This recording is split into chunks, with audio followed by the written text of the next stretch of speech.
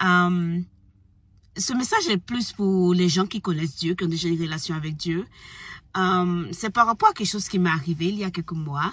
Et c'est en fait pour dire que malgré le fait que nous avons ces relations avec Dieu, malgré le fait que Dieu communique avec nous et tout, on doit veiller sur notre marche, on doit veiller à rester connecté à Dieu, on doit veiller à rester connecté à Dieu à travers la prière, la méditation, la lecture de la Bible et tout ça, parce que c'est très très facile de tomber.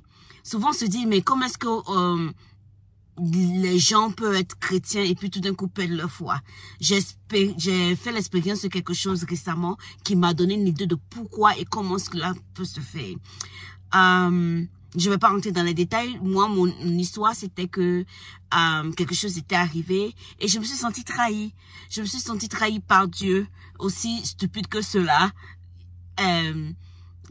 sounds. Je me suis sentie trahie parce que en général, j'ai cette relation avec Dieu de sorte que il me prévient. Quelque chose doit arriver, il me dit, il me prévient. Je ne sais pas comment expliquer, mais j'ai cette relation. Il me donne toujours, you know, une notice d'avance, you know, et il me donne toujours un warning quand quelque chose va arriver. Et cette chose est arrivée et il m'a pas donné de warning. Ça m'a fait mal. J'ai dit, mais Seigneur, tu m'as prévenu pour les petites choses et cette chose qui était aussi importante, tu sais ce qui se passe dans ma vie en ce moment et tu m'as pas prévenu. Donc je me suis sentie trahie et je me suis sentie tellement affectée dans ma foi que pendant 2 semaines je n'arrivais pas à prier.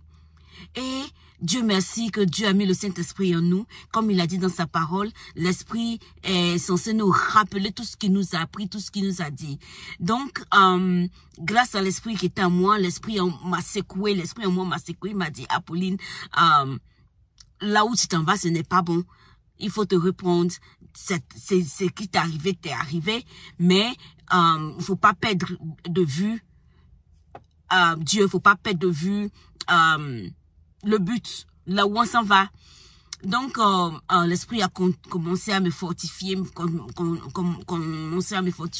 m'encourager à prier, tout ça, mais je n'arrivais pas à prier. J'étais tellement affectée dans mes sentiments que je n'arrivais pas à prier. Et finalement, l'Esprit a mis sur mon cœur, même si je ne peux pas prier comme d'habitude, mes prières longues que je fais d'habitude, au moins de parler au Seigneur. Parce que, en fait, quand tu prier, en fait, c'est parler au Seigneur. C'est comme si tu parlais à ton ami. Donc, tout ce que je pouvais dire pendant ces 2 semaines-là, c'était Seigneur, aide-moi. Donc, c'était, j'en ai fait une habitude. Chaque fois que l'Esprit mettait sur mon cœur de prier, je disais, Seigneur, aide-moi, fortifie-moi, aide-moi à traverser cette période, aide-moi à traverser cette période. Dieu merci, j'avais d'autres personnes qui priaient pour moi aussi, mais c'était pas facile. Malgré ma connexion avec Dieu, malgré le fait que c'est moi qui viens ici, vous dit chaque fois, hey, une relation avec Dieu, ça va changer vos vies, tout ça. Avec ce qui s'est passé, ça a vraiment affecté ma foi et je n'avais pas prié. Et si je n'avais pas prié, c'est pas une bonne chose pour moi. J'aime tellement ces relations que j'ai avec Dieu. J'aime tellement l'unité que j'ai avec lui, la connexion que j'ai avec lui, que j'ai déjà expérimenté l'autre côté, comme je l'ai dit. J'ai déjà expérimenté vivre pour soi, ne pas vivre selon les plans de Dieu. Et je n'ai pas trouvé la paix que j'ai en ce moment. Comme je l'ai dit toujours, je ne suis pas riche, je n'ai pas l'argent, je n'ai pas de situation sociale. Je me débrouille, mais une chose que j'ai la paix du cœur. Et cette relation avec Dieu, c'est vraiment ce qui m'a donné la paix. J'ai la paix qui se passe l'entendement. Donc, quand j'étais arrivée avec cette situation et que je n'arrivais pas à prier, j'avais peur. J'avais peur que, au fur et à mesure que je ne prie pas, j'allais me séparer de Dieu. C'est pas Dieu qui se sépare de nous. C'est nous qui nous séparons de Dieu. Au fur et à mesure, on se sépare de Dieu. Et vous savez, Satan a cette, habilité de t'enfoncer. Tes pensées sont déjà bleues, comme on le dit en anglais. Et Satan a cette habilité de dire, hey, il n'a pas dit il est Dieu, il n'a pas dit qu'il t'aime. Et tu as vu, le truc est arrivé, il t'a pas prévenu. Et puis il dit qu'il t'aime. Et puis tu vois, toi, tes pensées sont déjà noires. Et Satan vient, il appuie aussi, il met ses idées aussi. Donc si tu fais pas attention, tu vas dire oui, c'est vrai, tu vas attraper les idées de Satan. Tu vas penser que c'est toi-même ce sont tes propres idées alors que ce sont les idées de Satan. C'est comme ça il nous attaque. You know, il nous attaque dans nos pensées, tout ça. Donc, par la grâce de Dieu, j'ai continué. Chaque fois, l'Esprit mettait sur mon cœur de prier. Je disais, Seigneur, aide-moi. Aide-moi à sortir de ce trou. Aide-moi à fortifier moi, Seigneur. Aide-moi à sortir de cette période. J'avais aussi des gens aussi qui priaient pour moi et tout ça. Et par la grâce de Dieu, en un peu de temps, je me suis remise. Donc, je voulais vous encourager. Je voulais nous encourager à veiller sur notre marche.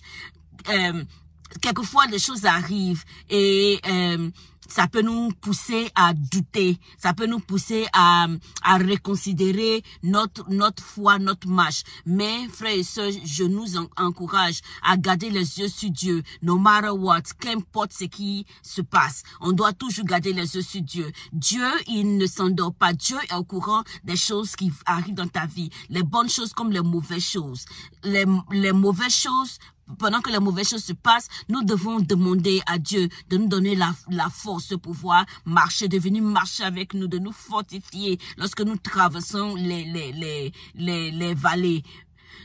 Quoi que ce soit qui arrive, mon frère, ma soeur, n'abandonne pas la main de Dieu. Il est là. Il a promis qu'il allait toujours avec toi dans les bons moments comme dans les mauvais moments. Il a dit qu'il sera avec toi jusqu'à la fin de tes jours. Il a promis qu'il sera avec toi, que tu sois dans le champ, que tu sois en ville, que tu sois couché, que tu sois levé. Il a promis qu'il sera avec toi. Et ce qu'il dit, il va le faire.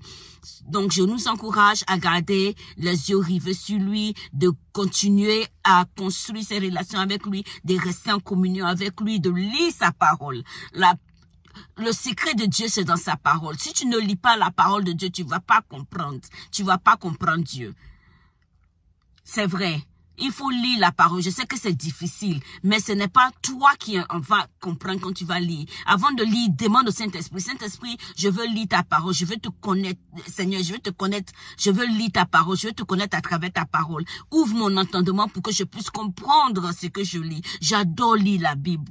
Quand je commence à lire comme ça, je peux plus m'arrêter. Parce que j'aime les histoires, surtout l'Ancien Testament, où il y a plein d'histoires. J'aime lire l'Ancien Testament, parce que le Nouveau Testament est la continuité de l'Ancien Testament. Quand tu lis l'Ancien Testament, ça t'aide à comprendre certaines choses qui se passent dans le Nouveau Testament, ou pourquoi certaines choses sont comme elles sont.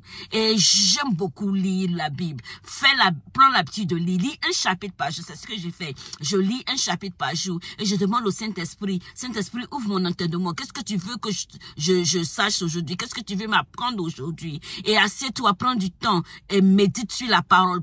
Demande à Dieu, Seigneur, qu'est-ce que je dois savoir aujourd'hui? Qu'est-ce que tu veux que je sache? Qu'est-ce que tu veux me dire aujourd'hui? Et demandons au Seigneur de nous donner de ne pas seulement lire la Bible, mais de pouvoir l'appliquer dans nos vies, de nous rappeler. Moi, c'est ce qui se passe avec moi. Je lis la Bible et le Saint-Esprit a ces trucs qu'il fait avec moi. Là, il me rappelle. Par exemple, quand je prie, Seigneur, rappelle-moi, dis-moi ce que tu veux que je sache à travers ce passage que je lis. Le Saint-Esprit va, un moment comme ça, out of nowhere, de nulle part comme ça, le Saint-Esprit m'explique le passage comme ça, de nulle part comme ça. Ça m'arrive constamment. Et le Seigneur a dit, il nous a commandé d'avoir sa parole toujours,